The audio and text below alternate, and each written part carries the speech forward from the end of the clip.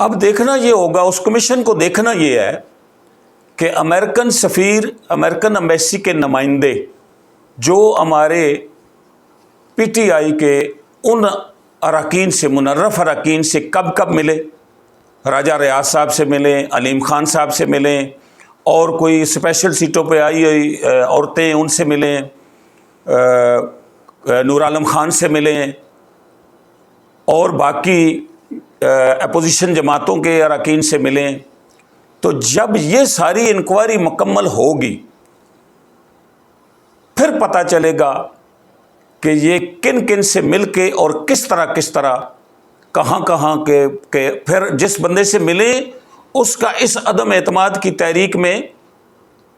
اس کا رویہ کیا ہے، اس نے کیا کیا ہے. تو پھر جب وہ کمیشن رپورٹ دے گا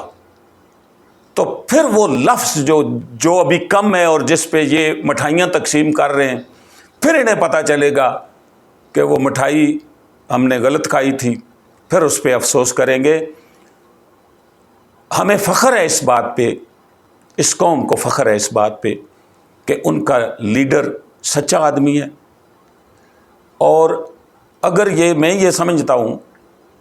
کہ یہ جو حالات خان صاحب نے پیدا کیے ہیں، اگر کوئی بھی اور آدمی ہوتا، کوئی بھی سیاسی آدمی، وہ اتنی جرأت نہیں کر سکتا تھا کہ وہ ان معاملات کو اس حد تک لے کے جائے. اب اس حد تک لے کے جانے کا فائدہ کیا ہے؟ فائدہ یہ ہے کہ ہم نے ساری عمر 75 سال ہم نے گزارے ہیں غلامی میں. غلامی کیا ہوتی ہے کہ ہمیں 3 ارب ڈالر، 2 ارب ڈالر، 50 کروڑ ڈالر امداد مل گئی، سیلاب آیا، کوئی زلزلہ آیا، 20 کروڑ ڈالر کسی نے دے دیے، کسی نے جناب آئی ایم ایف سے ہمارے کان پکڑا کے ہمیں 5 ارب ڈالر کا پیکج دے دیا، اور اس کے بعد جب تک وہ 5 ارب ڈالر 3 سال میں ختم نہیں ہوتے اس وقت تک آپ نے کان نہیں چھوڑنے. ہمارے ساتھ یہ ہو رہا ہے اور ہم اسی بات پہ خوش ہیں کہ جی ہمیں وہاں سے امداد مل رہی ہے. اب بھی حکمران جو ہیں وہ اتنے خوش ہیں کہ امریکہ سے فون آیا ہے اور امریکہ نے امداد کا وعدہ کیا ہے. امریکہ نے امداد کا وعدہ اس لیے کیا ہے کہ انہوں نے تو خط میں لکھ دیا تھا کہ اگر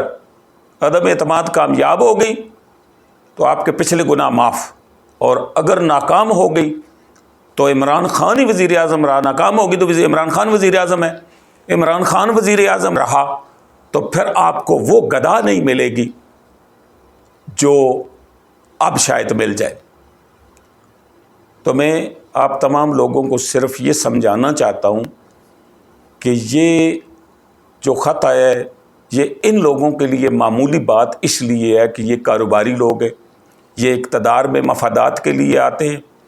اقتدار سے جاتے ہیں تو وہ پورے ان مفادات کے تحفظ کے لیے اپنی جڑیں چھوڑ کے جاتے ہیں، کیونکہ انہوں نے پھر کدھر سے گھوم پھر کے کوئی مطلب جس طرح ابھی آئے ہیں اس طرح عوام نے تو انہیں نہیں بھیجا اور عوام انشاءاللہ کبھی بھی نہیں بھیجیں گے. یہ اسی طرح آئیں گے سارے گلدستہ بنا کے گٹھے ہو کے، تو شاید کس طرح کوئی ابھی اس ملک کا اس سے علاوہ کوئی حل نہیں ہے کہ ایک 80-85 سیٹوں والا پارٹی کا سربراہ وزیر اعظم بنائے. عوام نے اس کو مینڈیٹ نہیں دیا، اس کے لیے ہر حال میں الیکشن میں جانا ہوگا، اور بجائے اس کے کہ یہ قوم کو بھی خجل خوار کر کے اور خود بھی خجل خوار ہو کے الیکشن میں جائیں، اس کا سیاسی اور بہترین حل جو قومی مفاد میں ہے وہ یہ ہے کہ فوری طور پہ الیکشن اناؤنس کیے جائیں، عوام میں جایا جائے. خان صاحب جا چکے ہیں، یہ بھی آئیں، عوام کے پاس آئیں، اپنا موقف بیان کریں. یہی موقف بیان کریں کہ جی اس میں سازش کا کوئی لفظ ہی نہیں ہے. اگر عوام ان کا موقف ایکسیپٹ کرتے ہیں تو فبیا، اگر خان صاحب کا جو میرے خیال میں اب ہر گھر میں سرایت کر چکا ہے، اگر اس موقف کو عوام ایکسیپٹ کرتے ہیں تو تب بھی فبیا.